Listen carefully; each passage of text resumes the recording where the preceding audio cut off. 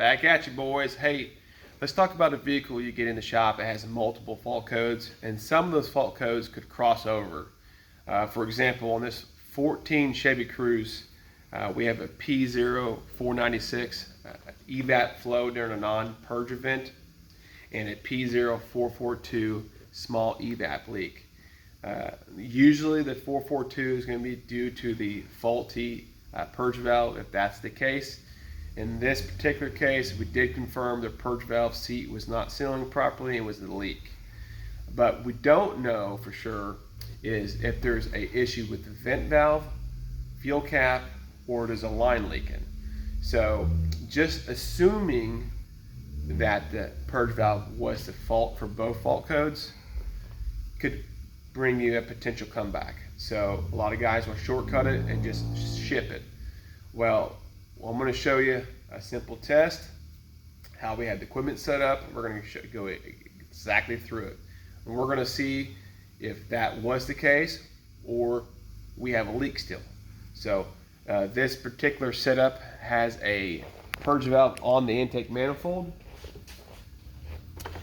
Okay, and how it works is we have a fuel line going to it that carries fuel vapor or hydrocarbons right here at the valve. It sits here until the PCM will pulse width modulate it, and then it will go into the intake. It gets sucked in and the engine burns it. That's how the purge valve system works.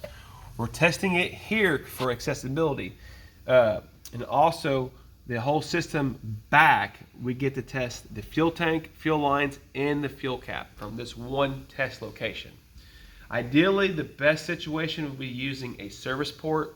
This vehicle does not come with one. And since we know the purge valve is good, we did test it, it's new, this is a great location because we know everything back is okay. So with that in place, a couple things we need to know.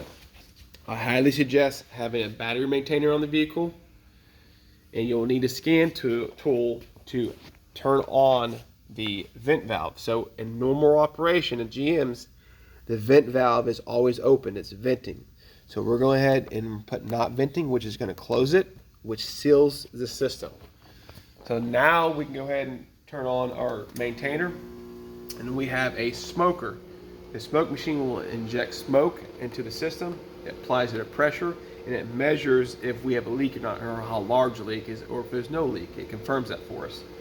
So let's make sure our equipment works. We have smoke. All right, so come over here to this gauge. This gauge is important, but give it time. It has to, depending on the size of the fuel tank or how low the amount of fuel is in the tank, will determine how fast this gauge will normalize, and then it will settle at a certain number. Then as long as it keeps dropping, you know, and especially if it drops down to the very, very bottom where we expect it, we have no leak. But sometimes it'll sit here in the middle. It's because it's filling up the volume of the tank, okay? If you have a truck, a really large tank, this unit will time out at 5 minutes. You most likely will have to restart it and redo the test, keep everything attached. This one's dropping pretty quickly here. It's filling up pretty fast. It is a small car with a small tank, but it was pretty empty on fuel. So we're gonna go ahead and we'll pause the video for you guys. We don't waste your time. And as soon as we get pretty close for this ball, if it starts seating, which it looks like that's the direction we're going, we bring it right back in. All right, guys, so we're back with you. This ball is fixing to settle, kind of what we expected from the test, from what we saw, which confirms. So that is a definite confirmation, so that's good.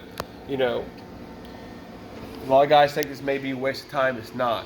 You'd be surprised how many times you have a vent valve that's not seating properly, it's not sealing, or you could have another hose or something with the fuel caps leaking. So this could prevent a comeback. Hope this helps someone out there, showing you different tools, how to set it up, how to test. This test is pretty universal in all GM vehicles and other makes and models too. So if you're gonna do it right. See ya.